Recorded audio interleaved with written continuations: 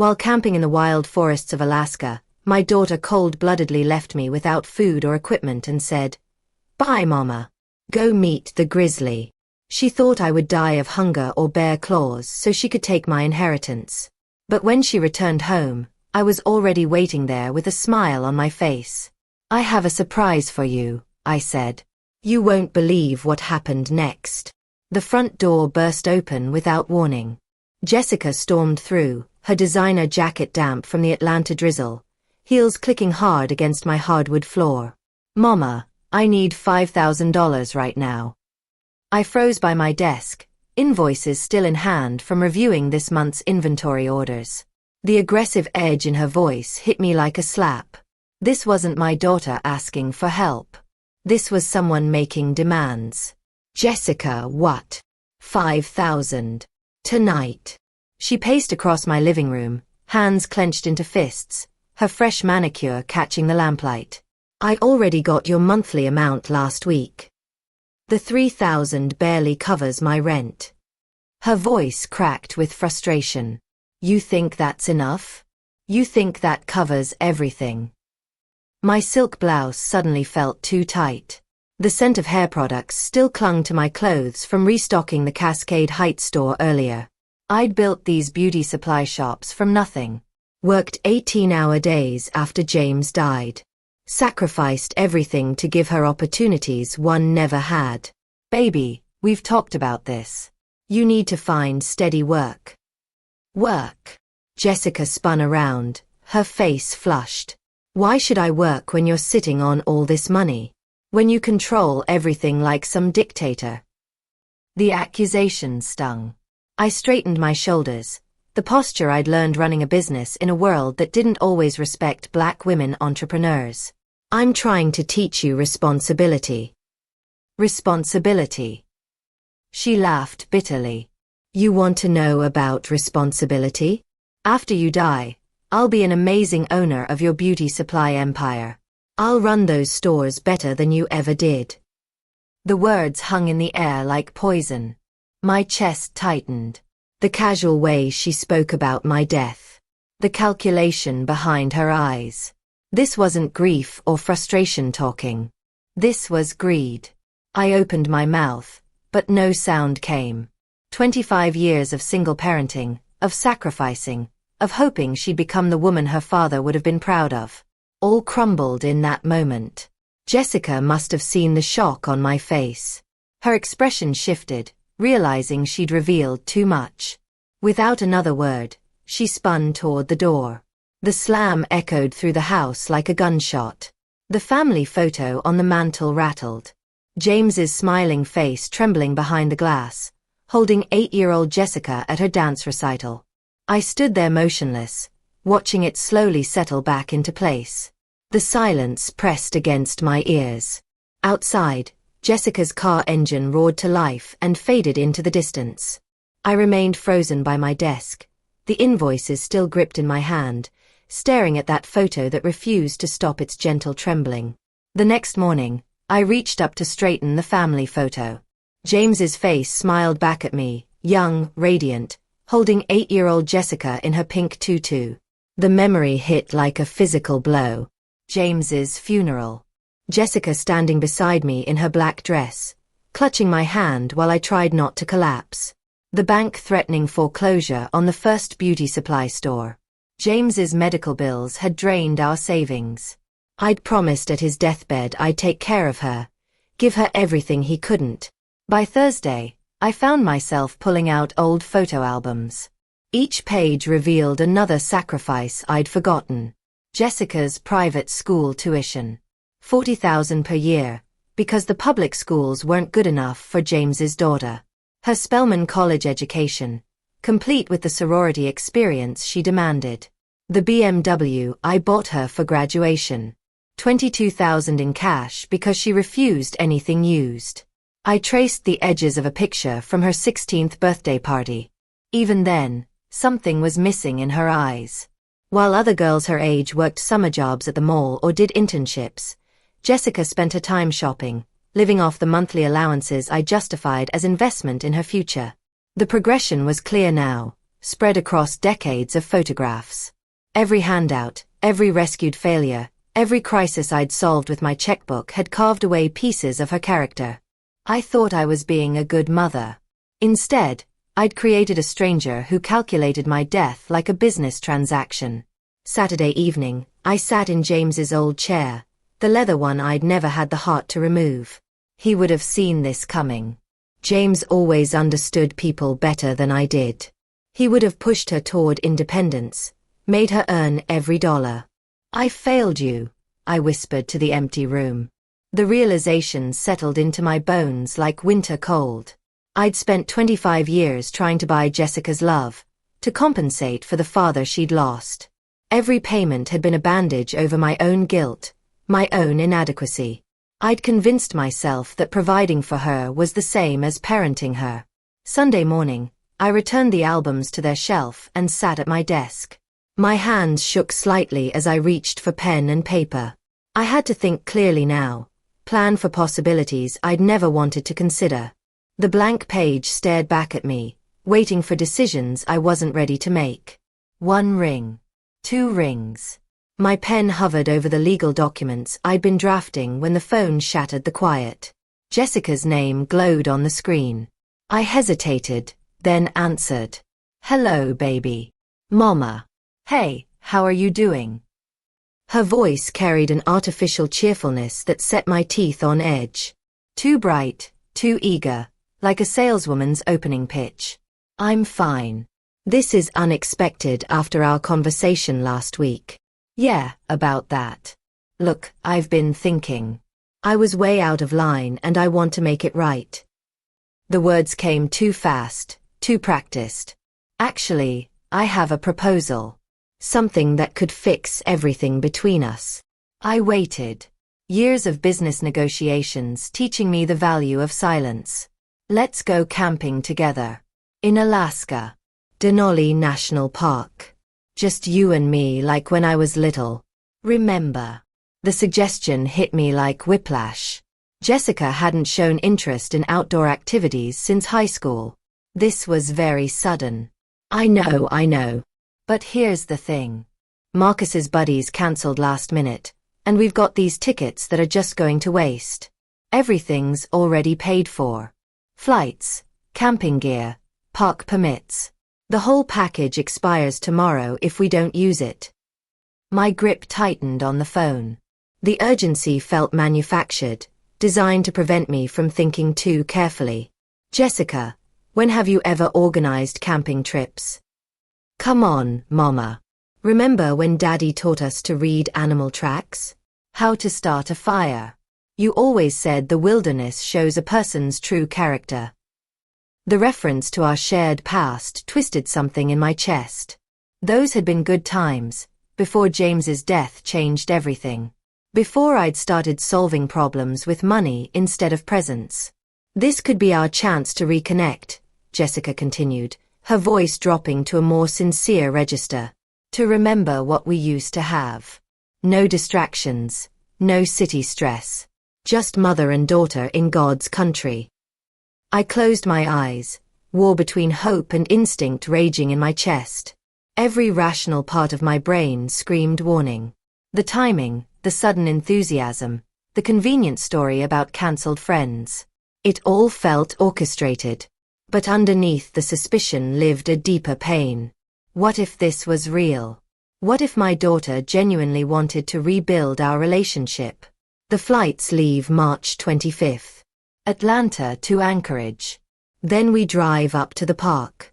5 days in the wilderness, just like old times. 5 days, I repeated slowly. "Mama, please. These tickets are going to waste, and this might be our last chance to fix what's broken between us." The silence stretched between us. I stared down at the papers on my desk. Legal documents that could change everything. Precautions against possibilities I prayed would never materialize. "All right. Let's do it." "Really? That's fantastic. I'll text you the flight details. Meet me at Hartsfield-Jackson, departures. This is going to be amazing, Mama. You'll see." The line went dead. I set the phone down carefully, my hand trembling slightly.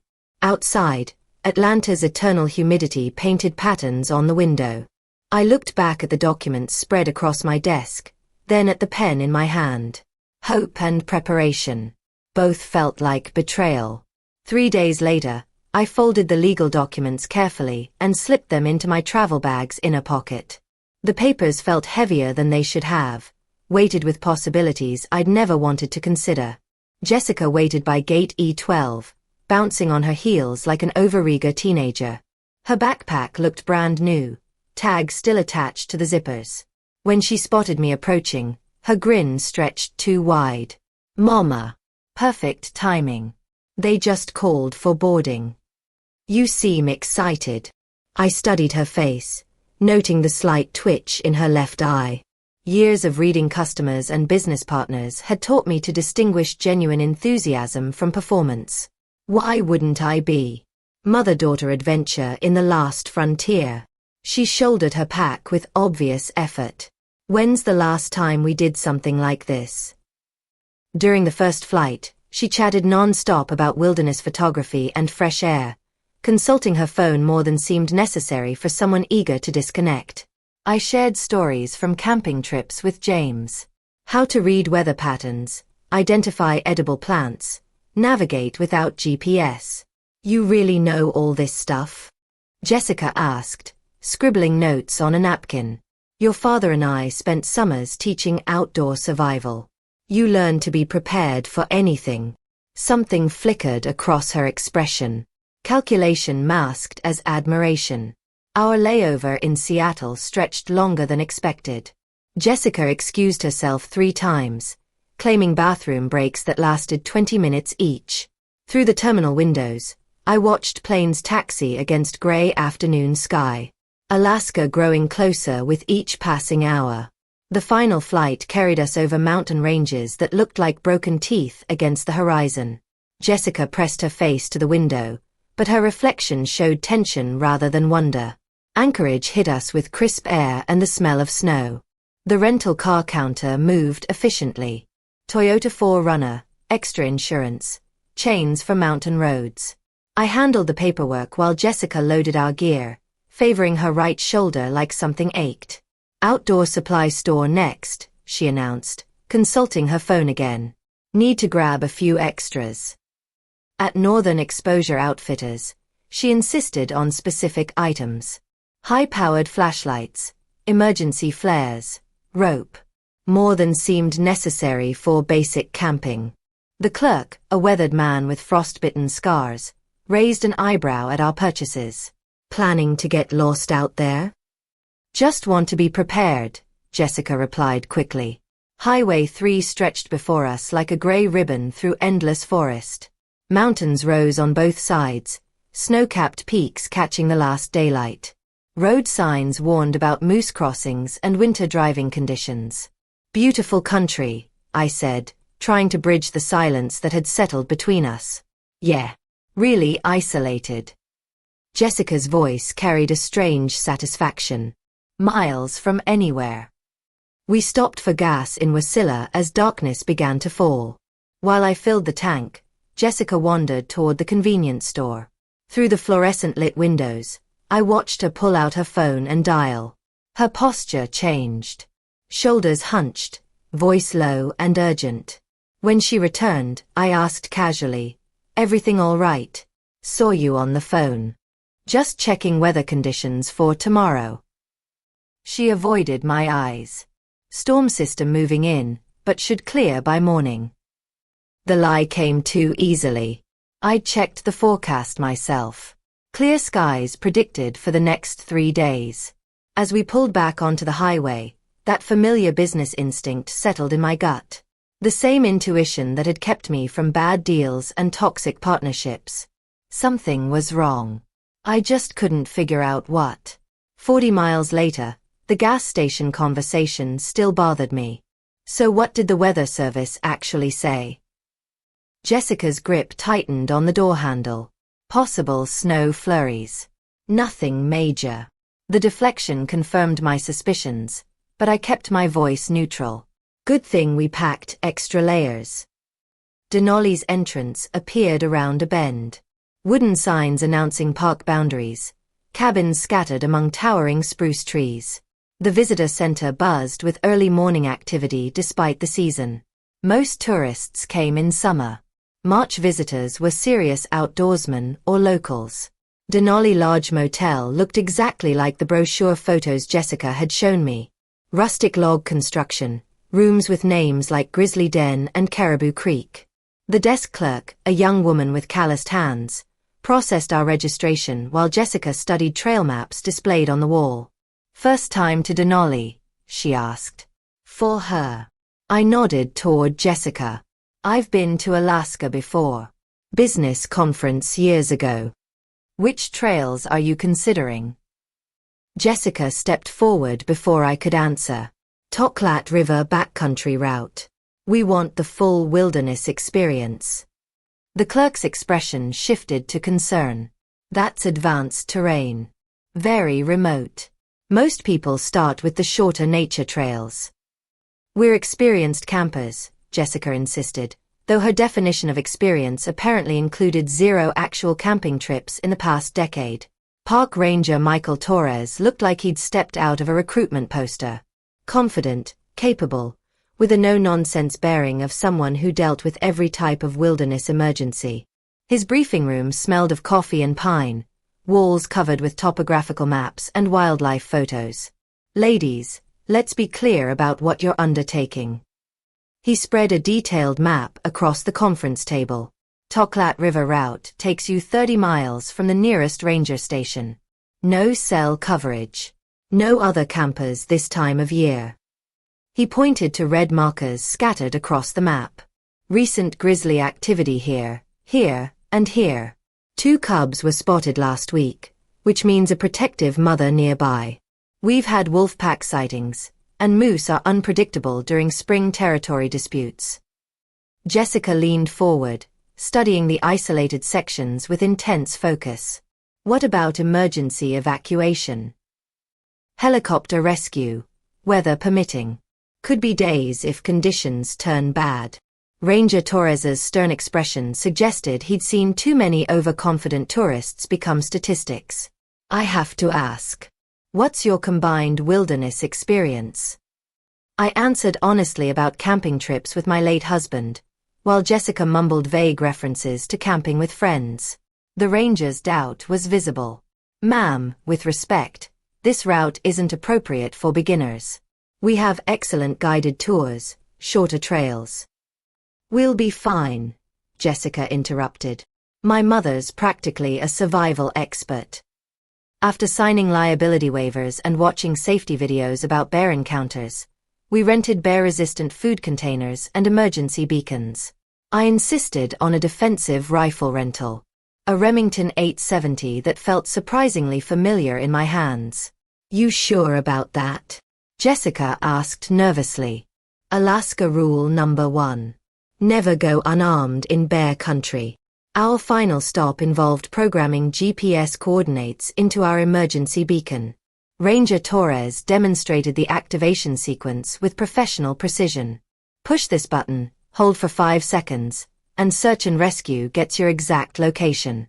But remember, in that backcountry, even with coordinates, rescue could take 12 to 18 hours minimum."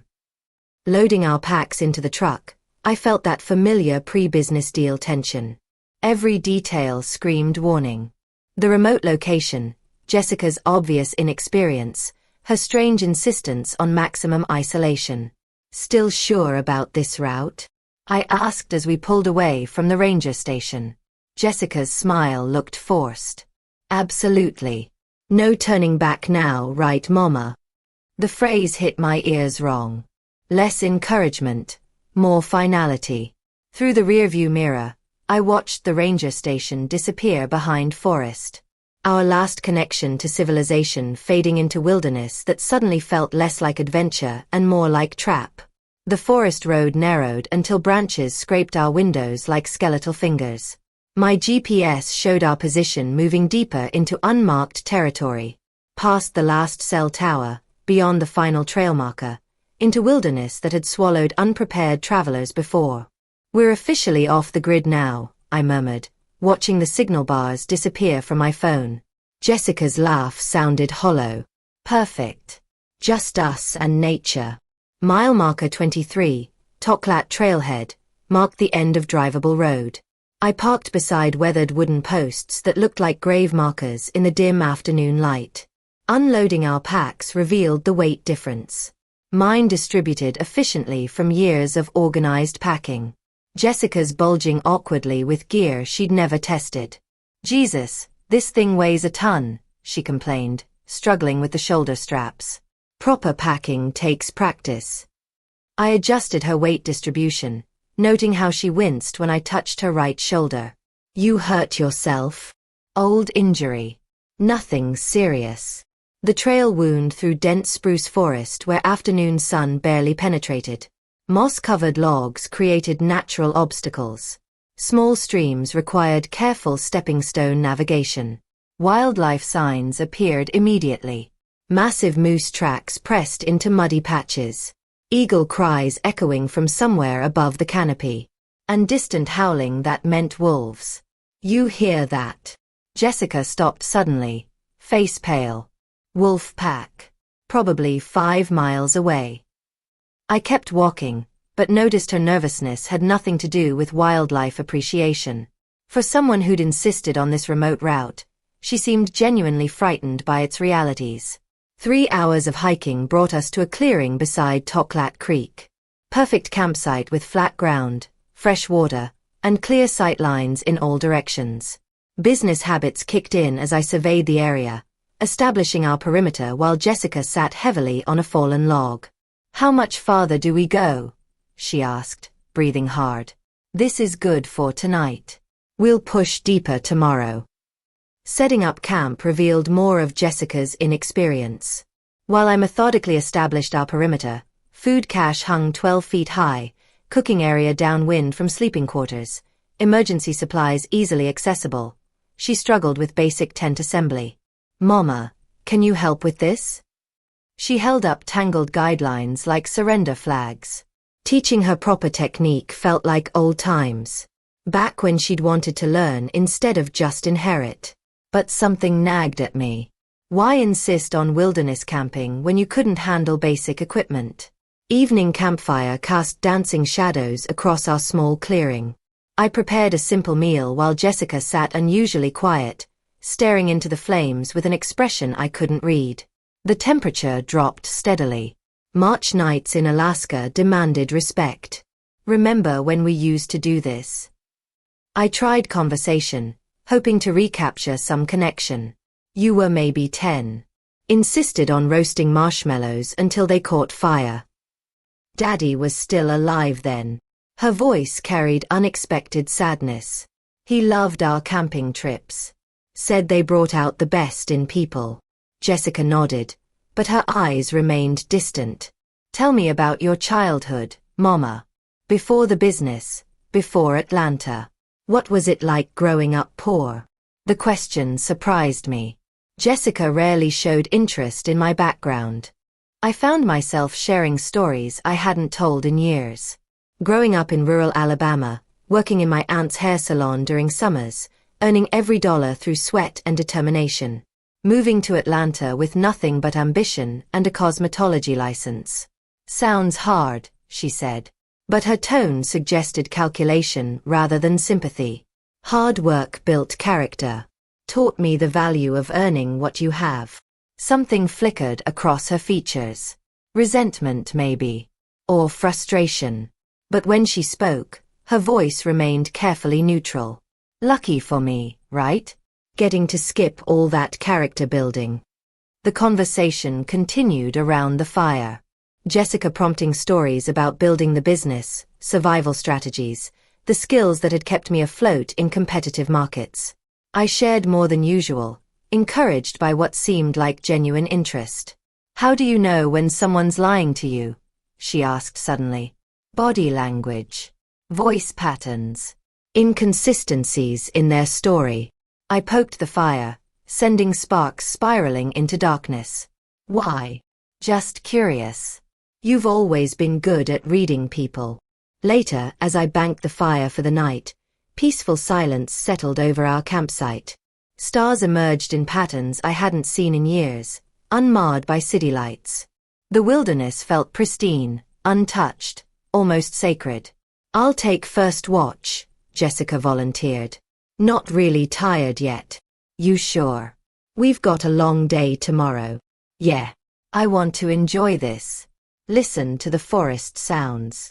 I crawled into my tent, trusting my daughter to wake me for the second shift. Through the nylon walls, I could hear her moving around the fire, adding logs, settling into watch position. Normal camping sounds that should have been comforting.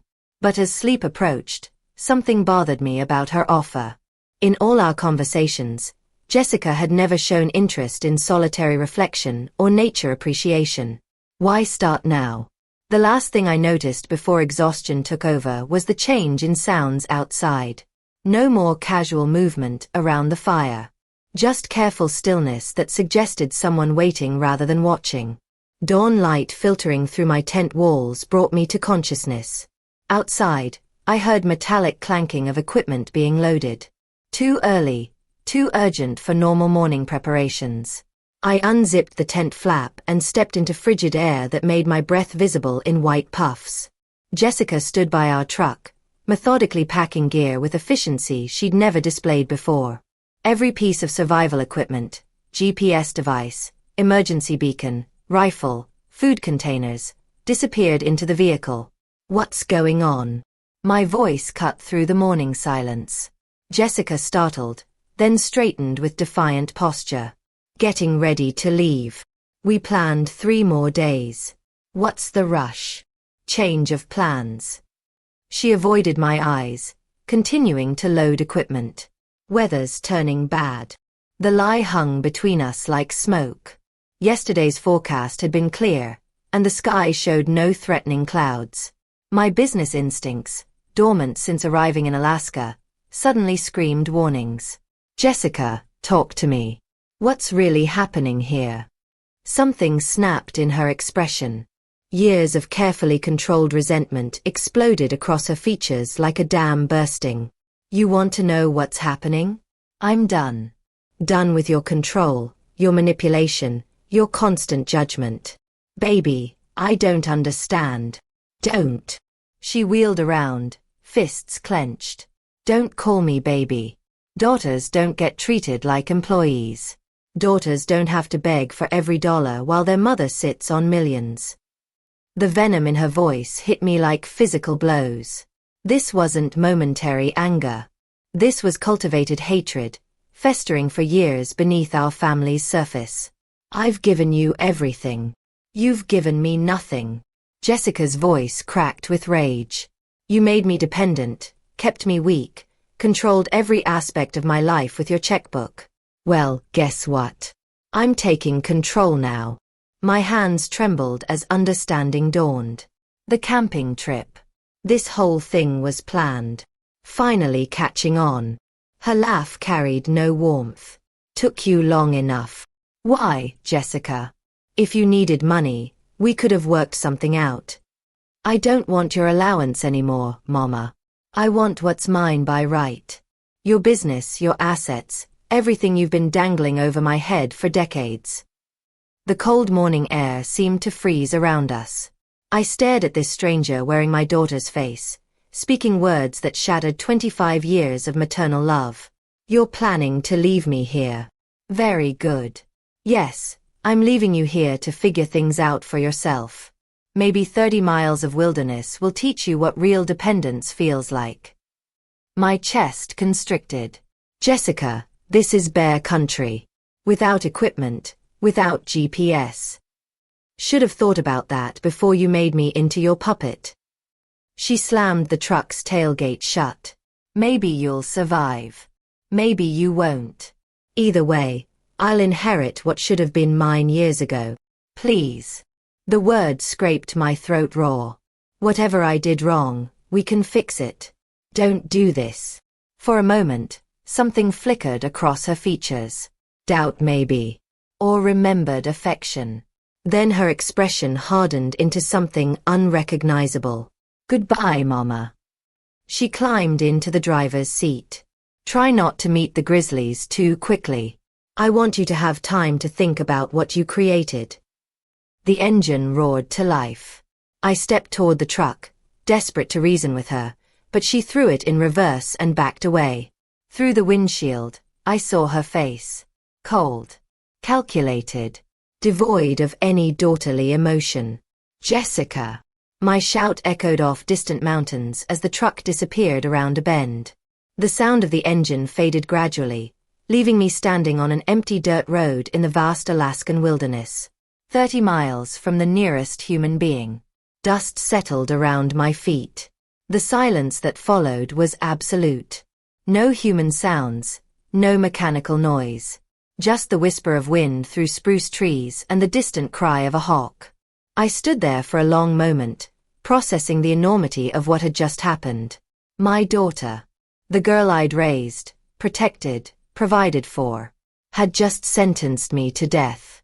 The dust from Jessica's truck still hung in the air when survival instincts kicked in, overriding the emotional devastation. Shock was a luxury I couldn't afford. Not 30 miles from civilization in grizzly country. I forced myself to breathe steadily, letting decades of hard-earned discipline take control. First rule of survival: assess your resources. I patted down my pockets. Wallet, house keys, a small folding knife I'd forgotten about. No food, no water, no GPS, no emergency beacon. The clothing on my back, and nothing else. Second rule: evaluate the environment. March in Alaska meant temperatures dropping below freezing at night. The terrain around me consisted of dense spruce forest, unmarked trails, and complete isolation. Ranger Torres's warnings echoed in my memory. Recent grizzly activity, wolf packs, unpredictable weather patterns. Third rule: prioritize survival needs. Shelter, water, signaling, navigation. In that order. I studied the sun's position, calculating direction. East led deeper into wilderness.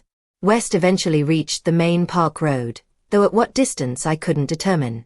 My aging memory summoned fragments of topographical knowledge from the ranger station briefing.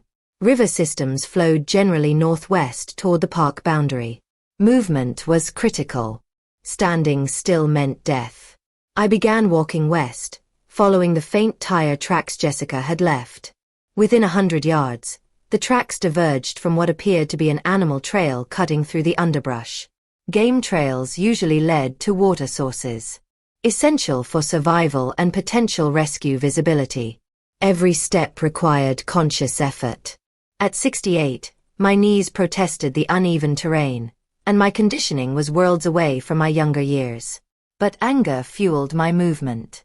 Fury at Jessica's betrayal, at my own blindness, at the years I'd wasted enabling her transformation into this monster. The forest closed around me like a living tunnel. Massive spruce trees blocked most sunlight, creating a twilight atmosphere even at midday. I broke branches as I walked, creating crude trail markers for potential rescue teams, though the odds of anyone finding me seemed impossibly remote. Bear sign appeared everywhere. Claw marks on tree bark, massive paw prints in soft earth, scat that looked disturbingly fresh. I made noise while walking, remembering Ranger Torres's instructions about avoiding surprise encounters. The irony wasn't lost on me. My daughter had placed me in a situation where bears might be the least of my problems. Hours passed. My mouth grew dry, then parched.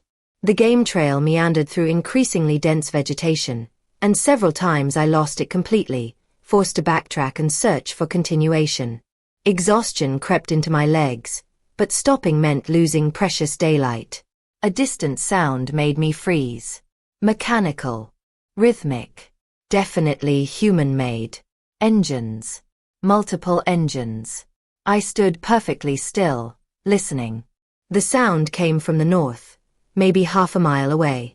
ATVs or motorcycles moving through forest. Hunters. Park rangers. Search and rescue. Hope surged through my chest for the first time since Jessica's betrayal.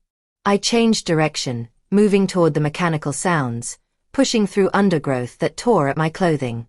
The sounds grew louder. Definitely all-terrain vehicles. And they seemed to be moving slowly, methodically. The forest began to thin, and through the trees I glimpsed a clearing ahead. The engine sounds were closer now, maybe 200 yards away. I moved faster, abandoning stealth for speed, branches whipping across my face as I pressed toward potential salvation. Breaking through the tree line, I stumbled into a clearing where 4 ATV riders had stopped for what appeared to be a lunch break. They looked up in shock as I emerged from the forest, disheveled, scratched, clearly out of place in this remote wilderness. The lead rider, a woman in her 40s with the weathered look of someone who lived outdoors, immediately shut off her engine and approached me with professional concern. "Ma'am, what happened? Why are you out here alone?" My voice came out hoarse from dehydration and stress. "My daughter. She left me here. Took all our equipment and drove away." The woman's expression shifted from concern to disbelief. "Someone abandoned you here? That's attempted murder." "I'm Vivian Hayes. My daughter Jessica brought me on a camping trip."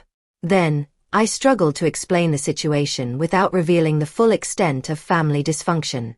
"She took our truck and all our survival gear. Said she was leaving me to die." "Jesus." The woman removed her helmet, revealing intelligent eyes that seemed to be assessing my condition and story simultaneously. "I'm Clara Bennett, former park ranger here. These are my friends. We're doing a backcountry tour." The other riders gathered around, their faces showing the horror that outdoor enthusiasts felt when confronting deliberate wilderness abandonment. One of them, a younger man, handed me a water bottle that I drained gratefully. "How long ago did this happen?" Clara asked, her tone becoming professional and urgent. "This morning. Maybe 4 hours ago." Clara exchanged glances with her companions. "We need to get you out of here immediately. Radio range is limited, but we can reach the ranger station from higher elevation." "There's something else," Clara continued, studying her GPS device. "If your daughter took the main road out, she's looking at a 6-hour drive minimum to reach Anchorage. But I know a shortcut. Old Ranger Trail that cuts through the backcountry. We can have you back to the park entrance in 90 minutes. The implication hit me like electricity. "You mean I could get back before her?" "Easily. The question is, do you want to involve law enforcement immediately, or do you have other plans?" Something hard crystallized in my chest, replacing the desperation and fear I'd carried since dawn. Jessica had calculated my death, planned my abandonment, counted on my helplessness. She'd made one critical error, underestimating the wilderness community's solidarity and my own survival instincts. "I want to get back to the motel first," I said carefully, "before I decide anything about police." Clara nodded, understanding passing between us. "Climb on behind me. We'll take the ranger trail. Your daughter will never see us coming." The ATV ride through hidden forest paths revealed a side of Denali I'd never imagined. A network of service trails maintained for emergency access, known only to rangers and serious backcountry guides. Clara navigated with the confidence of someone who'd traveled these routes for years. "I spent 15 years as a ranger here," she explained over the engine noise. "Seen a lot of stupid decisions, but deliberate abandonment? That's criminal territory." The terrain blurred past. Creek crossings, steep inclines, sections where we had to dismount and guide the ATVs around fallen trees. Despite the rough conditions, we made excellent time, emerging onto paved road well ahead of Clara's estimate. Denali Lodge Motel appeared in the distance, its log cabin architecture looking incredibly welcoming after my morning in the wilderness. As we approached the parking area, I scanned for our rental truck. "Not yet returned. Looks like your daughter's still driving back," Clara observed. "You've got time to prepare whatever reception you're planning." The other riders offered contact information, promising to serve as witnesses if legal proceedings became necessary.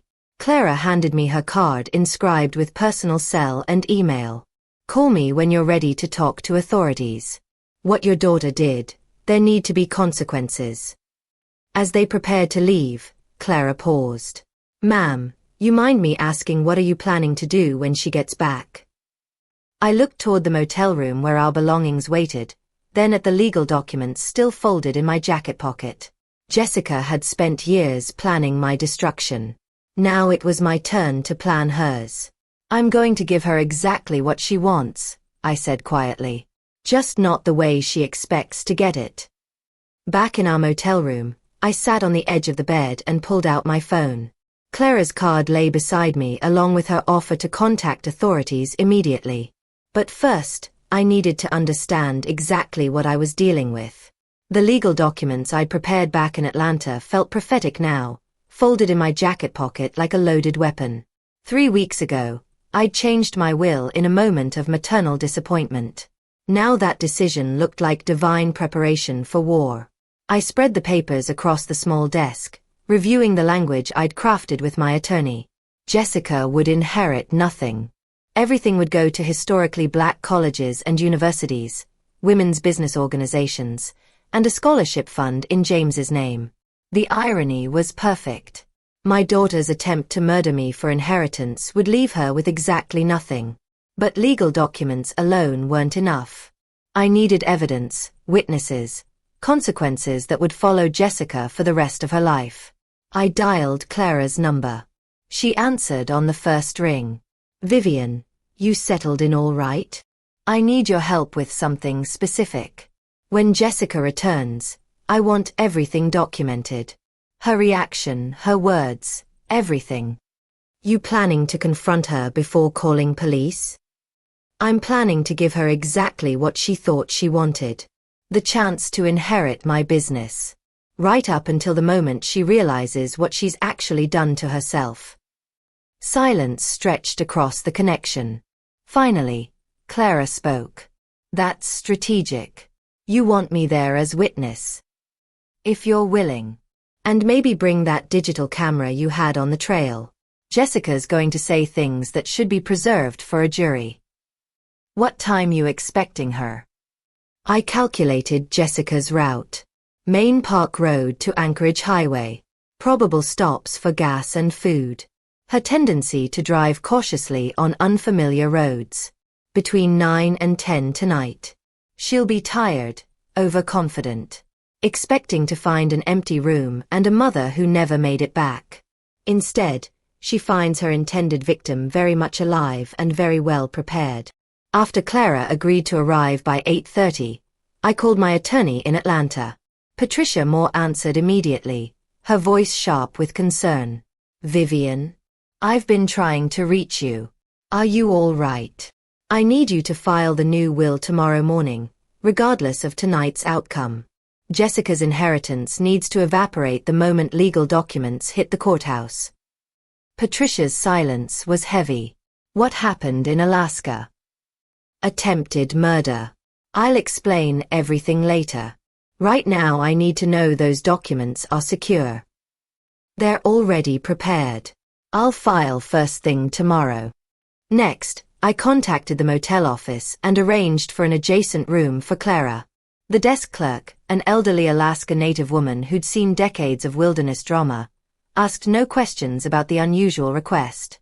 Evening approached with surreal calm. I showered off the wilderness grime, changed into clean clothes, and arranged the room methodically. The legal documents spread across the desk where Jessica would see them immediately. Clara's camera would have clear sight lines from the adjoining room. My phone was programmed with 911 on speed dial. Years of business negotiations had taught me that preparation eliminated variables. Tonight, Jessica would walk into a controlled environment where every advantage belonged to me. The irony wasn't lost on me. My daughter had spent months planning my death in the wilderness. Now I was planning her social and financial death in civilization. The difference was that my plan would leave her alive to face consequences. At 8:15, Clara knocked softly. She entered carrying professional photography equipment and the grim expression of someone who'd seen too many wilderness tragedies. Recording equipment set up in the adjacent room. Audio and video coverage of this entire space. She gestured toward the connecting door. "When she arrives, You'll have everything documented. What happens legally when we turn this over to authorities? Attempted murder in the first degree.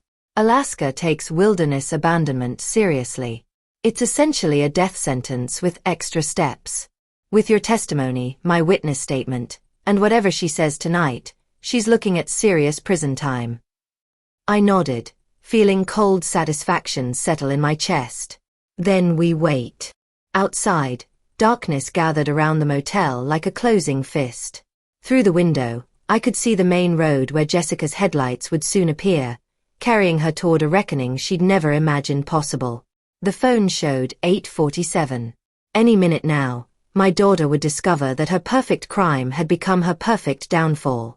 Headlights swept across the parking lot, and I recognized the distinctive sound of our rental truck engine.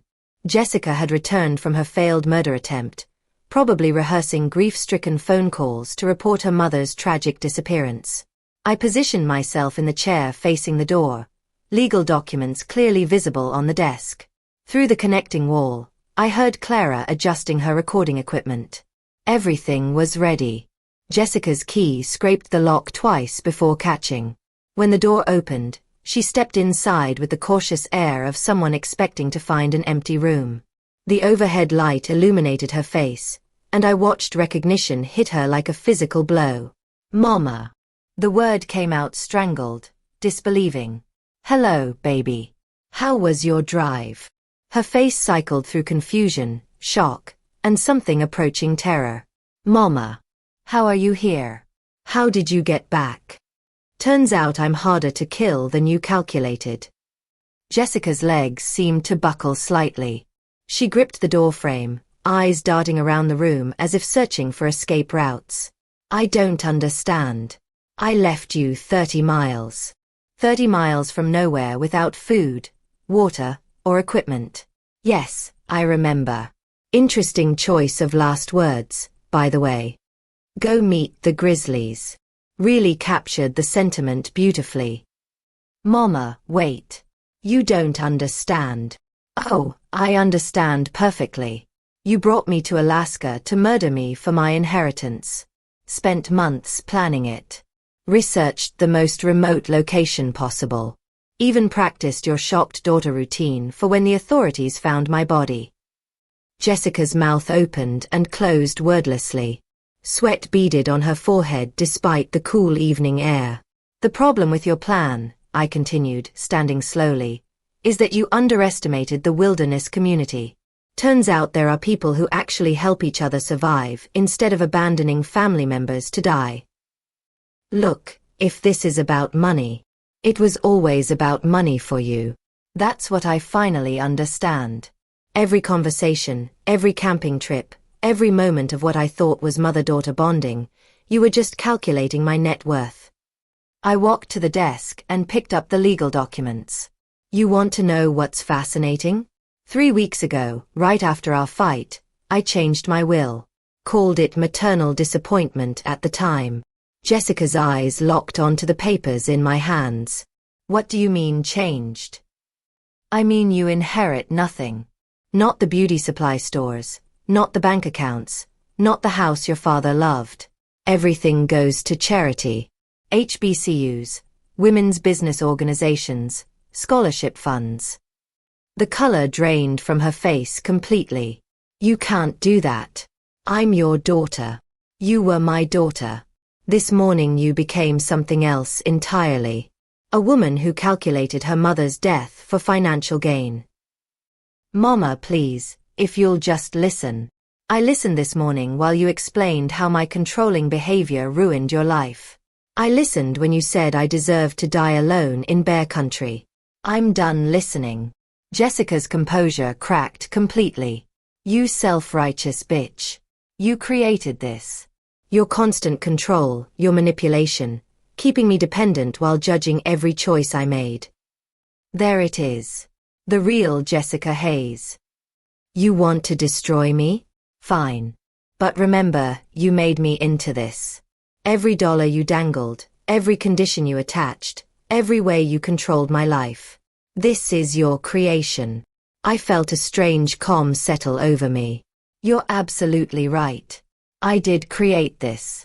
I enabled your dependence, bought your affection, confused providing with parenting. That's my failure as a mother. Then change the will back.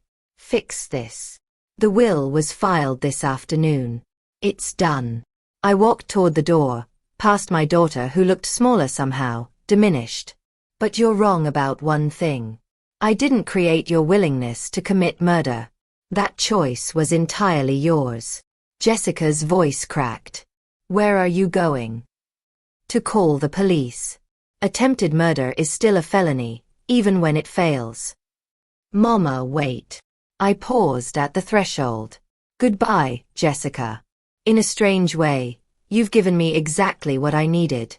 Absolute clarity about who you really are.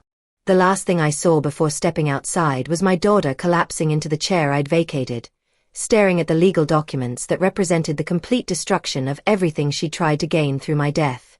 The fluorescent lights in the Anchorage Police Department interview room buzzed overhead as Detective Raymond Hayes reviewed the evidence spread across the metal table.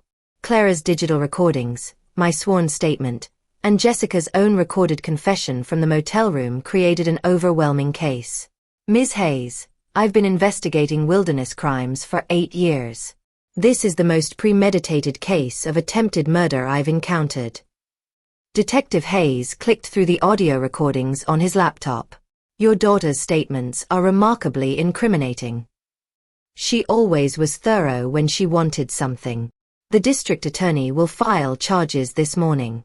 Attempted murder in the first degree, reckless endangerment, and conspiracy to commit fraud regarding your inheritance. Alaska doesn't treat wilderness abandonment lightly. Through the interview room window, I could see Jessica in handcuffs being processed at the booking desk. Overnight in jail had stripped away her last pretenses. No more manipulation, no more charm.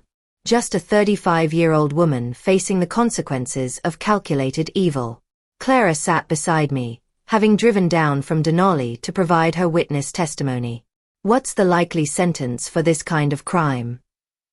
15 to 25 years, depending on plea negotiations. Alaska views deliberate wilderness abandonment as equivalent to attempted murder, because that's exactly what it is. I watched my daughter through the glass, feeling an unexpected absence of satisfaction. This wasn't victory. It was just the natural endpoint of choices she'd made over years of increasing entitlement and resentment. Will you be returning to Atlanta today? Detective Hayes asked. Tomorrow. I need to visit my attorney here first. Finalize some estate planning documents. The detective nodded knowingly. Making sure your new will is completely secure. Among other things. I'm establishing a foundation in my late husband's name. Seems appropriate that Jessica's inheritance should help people who actually deserve assistance. Clara and I walked out of the police station into crisp Anchorage morning air. Downtown traffic moved with typical Alaska pace. Unhurried, practical, purposeful. What happens now? Clara asked. Back to my business in Atlanta. Back to figuring out what kind of woman I want to be in whatever years I have left. I looked up at the Chugach Mountains rising beyond the city skyline. Turns out surviving your own child's murder attempt gives you remarkable clarity about priorities. You planning to visit her during the trial? The question caught me off guard. I considered it seriously. The maternal instinct to maintain connection warring against the reality of what Jessica had attempted. No. The girl I raised died somewhere in those woods yesterday morning. What's left isn't my daughter anymore. We reached Clara's truck in the parking lot. She handed me a business card with her personal information. If you ever want to come back to Alaska for the right reasons, camping, fishing, actually enjoying the wilderness, call me. First trips on the house. Why would you do that? Because you survived something that should have killed you. And instead of letting it make you bitter, you're using it to help other people. That's worth supporting. I shook her hand, feeling genuine gratitude for this stranger who'd become an unlikely ally. Thank you for everything. Thank the wilderness community. We look out for each other up here. As Clara drove away, I pulled out my phone and dialed my attorney in Atlanta. There were foundations to establish, scholarships to fund, a lifetime of enabling to undo through positive action. Jessica had brought me to Alaska to die for money. Instead, I'd learned to live for purpose. In trying to destroy me, she'd accidentally taught me the difference between providing for someone and actually caring about them. The irony was perfect. And perfectly just. 3 days later, back in Atlanta, I received a letter from Jessica in jail. 5 pages of manipulation disguised as apology. Promising change if I just reconsidered the inheritance. Explaining how prison would ruin her life. I read it once, then fed it through my office shredder. Some relationships don't survive attempted murder, no matter how much money you've invested in them. I stood in my Cascade Heights store, surrounded by the beauty products I'd built an empire around. The same products that had lifted me from poverty, that had given me independence, that had been meant to give Jessica a legacy. But legacy isn't just about money. It's about character. And that's something you can't buy, no matter how many zeros are in your bank account. My phone buzzed. Patricia Moore, my attorney. The foundation paperwork is complete. The James Hayes Scholarship Fund will provide full tuition for 20 students annually at historically black colleges and universities. Thank you, Patricia. Vivian, can I ask you something? How are you doing with all this? I looked around my store. At the employees I'd mentored, at the community I'd built, at the life I'd created from nothing. I'm free, I said finally. For the first time in 25 years, I'm actually free. After hanging up, I locked the store and walked to my car. The Atlanta evening was warm, humid, alive with the sounds of a city that had given me everything. Jessica had tried to take it all away. Instead, she'd given me something far more valuable. She'd given me back myself. And that, I realized, was the greatest gift of all. Even if she'd never meant to give it.